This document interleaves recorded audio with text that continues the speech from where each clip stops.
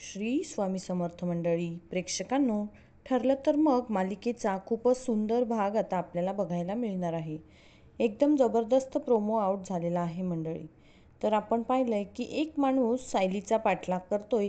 सायलीचा तो आता पाठलाग करत असताना अचानकपणे इकडे आपल्याला एक वेगळंच दृश्य पाहायला मिळतंय की त्या माणसाने मधुभाऊंवरती हल्ला केलाय. आता हा सस्पिशियस माणूस कोण आहे?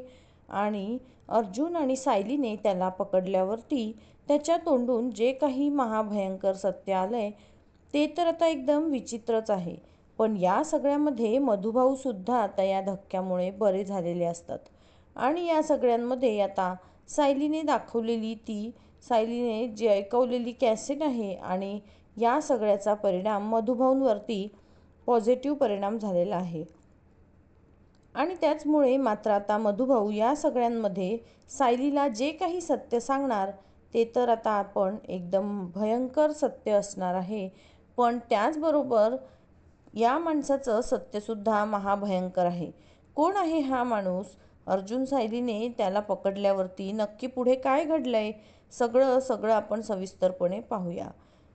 तर व्हिडिओ शेवटपर्यंत नक्की बघा आणि चॅनलला सबस्क्राईब केलं नसेल तर नक्की सबस्क्राईब करा. इकडे आता सायलीला रात्रभर झोप येत नसते. काय असेल हे सगळं? मला आता तो सारखा आवाज का ऐकू येतोय आणि मला असं का वाटतंय की माझा आवाज लहानपणी असाच होता? नाही, काहीतरी गडबड आहे. मला आता कोण हे सगळं सांगू शकेल? आता एकतर म्हणजे कुसुमताई पण माझ्या आता लहानपणी माझ्याजवळ नव्हती, कारण कुसुमताई आता खूप उशिरा आश्रमात आली असल्यामुळे माझा लहानपणीचा आवाज कुसुमताई नाही सांगू शकणार. पण मी जर का ही कॅसेट रेकॉर्ड केली मोबाईलमध्ये आणि मोबाईलमध्ये रेकॉर्ड करून मी आता मधुभाऊंना हे सगळं ऐकवलं तर मधुभाऊंना या सगळ्यामध्ये नक्कीच काहीतरी माझी मदत करू शकतील. असं म्हणत सायली आता लगेच दुसऱ्या दिवशी तयार होते आणि त्यानंतर ती आता पुन्हा एकदा कॅसेट लावते. आपल्या मोबाईलमध्ये ते सगळं रेकॉर्डिंग करून घेते. आणि काय तुझा माझा संबंध आहे तन्वी? तन्वी कोण आहेस तू? का मला आता सतत तुझा भास होतोय आणि आता तुझा आवाज माझाच असल्याचं का बरं मला जाणवतंय? हे आता मला जाणून घ्यायलाच पाहिजे. आणि त्यासाठी काही झालं तरी मी आता इकडे म्हणजे मधुभाऊंना हा आवाज ऐकवणारच. आणि त्यानंतर ती आता मोबाईलमध्ये रेकॉर्ड करते आणि रेकॉर्ड करून ती जायला निघते मधुभाऊंकडे. आणि ज्या वेळेला ती निघते त्यावेळेला तिकडे प्रतिमा येते. काय गं सायली, आता इतक्यात कुठे निघालीस? यावरती सायली म्हणते, प्रतिमा त्या जरा मधुभाऊंना भेटून येते. आणि प्रतिमा सांगायला लागते, अगं थांब जरा, मी पण येते तुझ्यासोबत, नाहीतरी अर्जुन मला ओरडेल. अर्जुन मला आता म्हणेल की एकटीला तुला कसं काय पाठवलं. यावरती लगेचच आता इकडे ती सांगायला लागते, नाही प्रतिमा त्या कुसुमताईला मी फोन केला होता ना आणि कुसुमताई येते, आम्ही दोघीजणी मधुभाऊंना भेटून येऊ. आणि त्यानंतर आता इकडे प्रतिमा सांगायला लागते, ठीक आहे, आता सध्या तुम्ही दोघीजणी जा, पण नंतर आता मधुभाऊंची तब्येत कशी आहे मला कळव, मग मी सुद्धा त्यांची आता एकदा भेट घेऊन येईल. मला खरं तर त्यांचे आभार मानायचे आहेत की कशा पद्धतीने त्यांनी तुला संस्कार केलेत. आणि खरंच मला आता त्यांचं इतकं कौतुक वाटतंय ना. पण खरं सांगू का, संस्कार जरी मधुभाऊंनी दिले असले ना तरीसुद्धा ते घेणं ते सुद्धा आपल्या हातात असतं. आणि तू ते सगळं घेतलंस, पण प्रियाने ती पण तिथेच राहिली ना. पण बघितलंस ना काय केलंय तिने? असं म्हटल्यावरती ती सायली म्हणते, जाऊ दे ना आता प्रतिमा त्या तिचा विषय काढून आता आपण आपल्या स्वतःला त्रास करून का घ्यायचा आहे?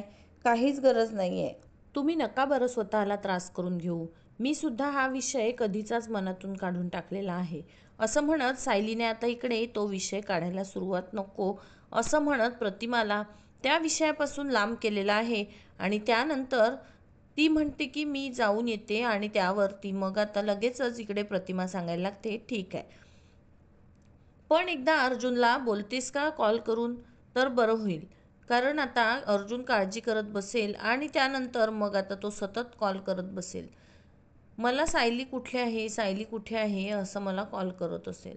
म्हणून मला असं वाटतंय की तू एकदा अर्जुनला कॉल कर मग आता इकडे सायली कॉल करते आणि त्यानंतर अर्जुनला कॉल केल्यावरती मग आता सायली सांगायला लागते की मधुभाऊंकडे मी चाललेली आहे. आणि त्यावर अर्जुन म्हणतो, एकटी जातेस का? थांब मी येतोय. आणि त्यावरती प्रतिमा फोन घेते आणि म्हणते, नाही अर्जुन, अरे काही चिंता करू नकोस. आता कुसुमताई आहे तिच्यासोबत आणि त्यानंतर मी पण जाणार आहे.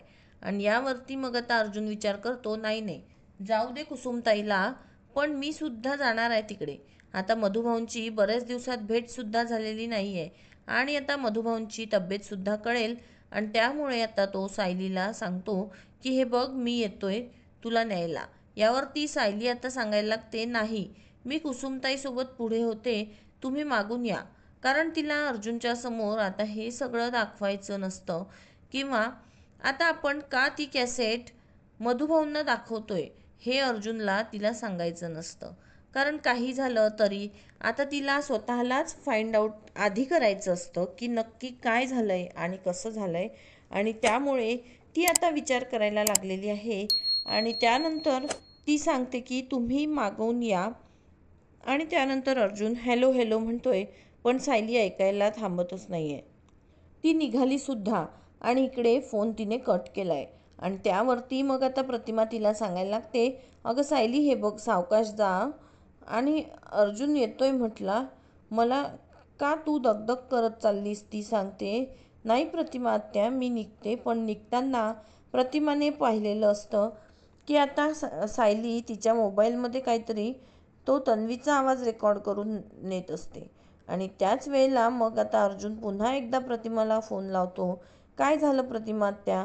सायलीने फोन कट का केला? आणि त्यावर प्रतिमा आत्या म्हणते, अरे काहीच कळत नाही आहे, गडबडीमध्ये मधुभाऊंना भेटायला ती गेलेली आहे. काहीतरी तिच्या डोक्यात चालू आहे. तुला माहिती आहे का, तिने आता छोट्या तन्वीचा ज्या वेळेला आवाज ऐकला ना तिथपासून ती खूपच अस्वस्थ आहे आणि काहीतरी तिच्या डोक्यात चालू आहे आणि तो रेकॉर्ड करून मधुभाऊंकडे घेऊन गेली. अर्जुन म्हणतो, काय बोलतेस तू प्रतिमा आत्या?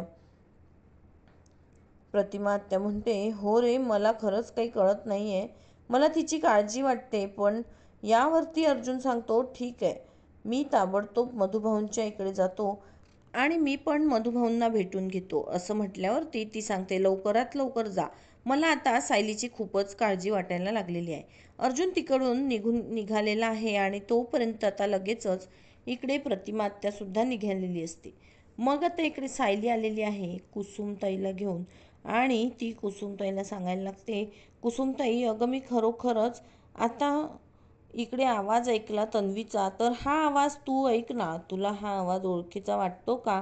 पण खरं तर कुसुमने सायलीला म्हणजे लहानपणापासूनच बघितलेलंच नसतं, तिला लहानपणापासून सायलीची ओळखच नाही आहे. त्यामुळे ती सांगते, नाही गं सायली, मी हा आवाज नाही ओळखू शकत आहे. ती सांगते, का कुणास ठाऊक, पण हा आवाज माझा होता असं मला वाटतंय, सारखं सारखं मला असंच वाटतंय. असं म्हटल्यावरती मग आता लगेचच ती सांगते, बरोबर आहे, आपण आता मधुभाऊंची भेट घेऊया, मधुभाऊंना विचारूया, मधुभाऊ काय म्हणतात ते बघूया आणि मधुभाऊंशी बोलूया. मग त्या दोघीजणी मधुभाऊंकडे आलेल्या आहेत आणि आता सायली मधुभाऊंना विचारते, सांगते आहे, मधुभाऊ तुम्ही हा एकदा आवाज नीट ऐकलात तर बरं होईल. आणि त्यावर मधुभाऊ आता तो आवाज ऐकताय. पण ज्या वेळेला मधुभाऊ आवाज ऐकत असतात आणि त्याच वेळेला मात्र आता इकडे एकदम मधुभाऊ रिस्पॉन्ड करायला लागलेले असतात. आणि त्यावेळेला सायली म्हणते, मधुभाऊ सांगा ना, मधुभाऊ सांगा ना, हा आवाज कुणाचा आहे? हा आवाज माझा आहे का मधुभाऊ? बोला लवकर तुम्ही.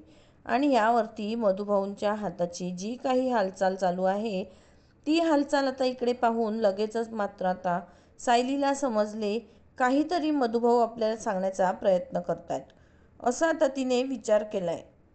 बरं हे सगळं चालू असताना मग तोपर्यंत आता कुसुम म्हणते, मधुभाऊ सांगा ना, सायली या सगळ्यांमध्ये खूपच आतुर आहे, ते सगळं ऐकायला. तो तिचा आवाज आहे का? तुम्ही आता तिला जर का बोललात ना, त्याशिवाय तिला कसं कळणार?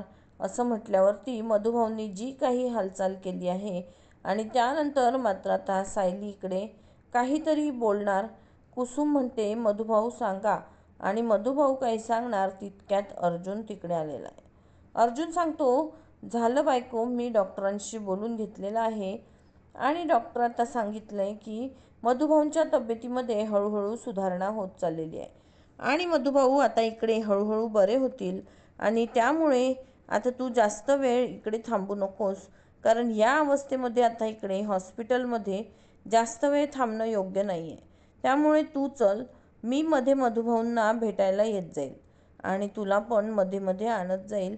आता मात्र सायलीला कुसुम इकडे तिकडे इकडे तिकडे बसलेली असते आणि त्यानंतर मग आता कुसुम विचार करते, ठीक आहे, सायली नाही पण मी तरी मधुभाऊंकडून हे सत्य काढण्यासाठी रोज इकडे नक्कीच येऊ शकते, असं म्हणत ती आता इकडून निघते. बरं, तोपर्यंत हे सगळं चालू असताना मधुभाऊ सतत कानामध्ये तोच आवाज त्यांच्या आता पडलेला आहे आणि तो त्यांचा विचार करतायत. हा आवाज साऊबाळाचा आहे. साऊला मला सांगायला पाहिजे की खरंच तूच खरी तन्वी आहेस. आणि त्यासाठी त्यांचे हात आता हलायला लागलेत आणि ते काहीतरी सांगण्याचा प्रयत्न आता करतायत.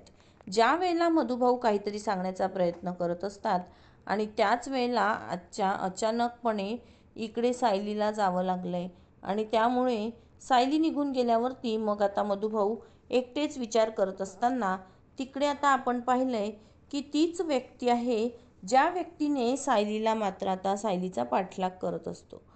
ज्या व्यक्तीने सायलीचा पाठलाग करत ती आता सायलीच्या मागावर असते आणि जी व्यक्ती सायलीला कॅब बुक करून तिकडून प्रतिमाकडे सोडलेलं असतं. आणि हे सगळं आपण पाहिलंय. आता या व्यक्तीला कुणी पाठवले हा प्रश्न आपल्यासमोर आलेलाच आहे. पण त्यापेक्षा सगळ्यात महत्त्वाची गोष्ट म्हणजे आता इकडे ती व्यक्ती मधुभाऊंना मारण्यासाठी का आलेली आहे हे मात्र काही कळायला मार्गच नाही आहे. मग मात्र आपले हात हलवायला लागलेत मधुभाऊ आणि त्याच वेळेला तो मधुभाऊंच्या तोंडावरचा ऑक्सिजन मास्क आहे ना, तो काढून टाकतोय. ज्या वेळेला मधुभाऊंच्या तोंडावरचा ऑक्सिजनचा मास्क काढलाय, मधुभाऊ आता इकडे हालचाल करायला लागलेत. मधुभाऊंना खूपच त्रास व्हायला लागलाय आणि त्यानंतर ते आता आपल्या स्वतःचा बचाव करण्यासाठी हातपाय हलवायला लागलेत. पण आता त्याच वेळेला सायलीला मात्र आठवण आलेली आहे आणि ती आता परत फिरली. आता ती सांगायला लागते, कुसुमताई थांब, मधुभाऊ काहीतरी सांगत होते, अर्जुन सर गेलेत ना, तर आता मी इकडे आत जाऊन येते आणि मधुभाऊ काय म्हणतात ते बघते, असं म्हणत सायली आता आतमध्ये जायला निघालेली असते.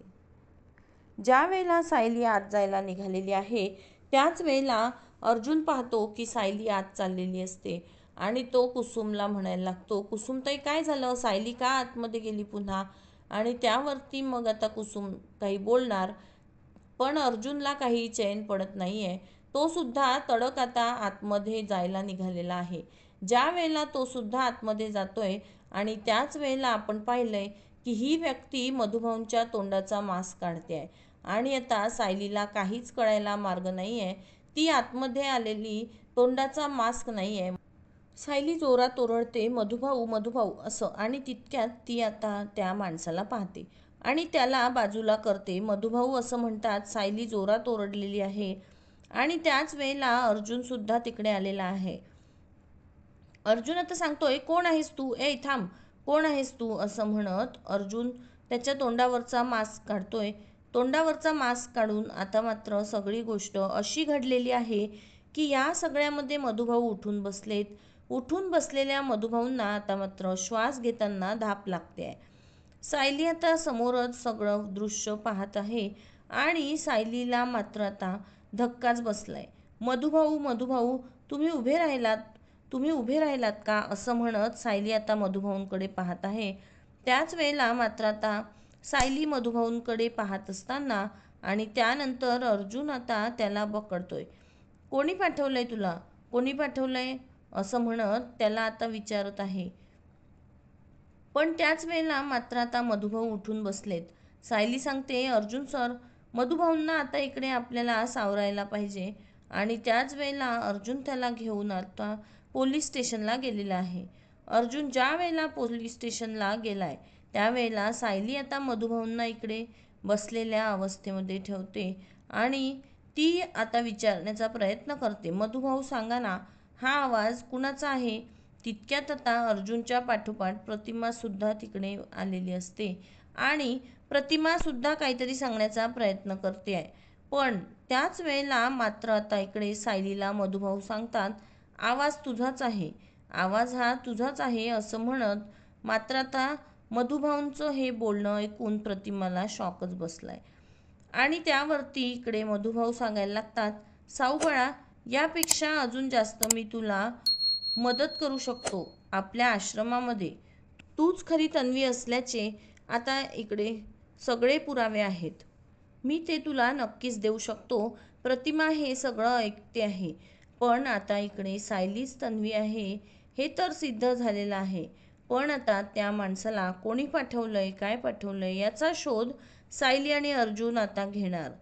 आता सायली अर्जुन हा शोध कसा घेणार, काय घेणार? शोध झाल्यावरती सायली अर्जुनच्या समोर आता कोणता सत्याचा उलगडा होणार, येणाऱ्या भागांमध्ये आपण बघूया.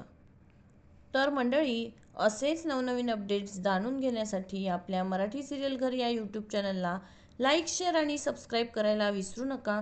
भेटूया लवकरच पुढील एका नवीन व्हिडिओसोबत. तोपर्यंत सगळ्यांनी काळजी घ्या आणि सगळ्यांना श्री स्वामी समर्थ.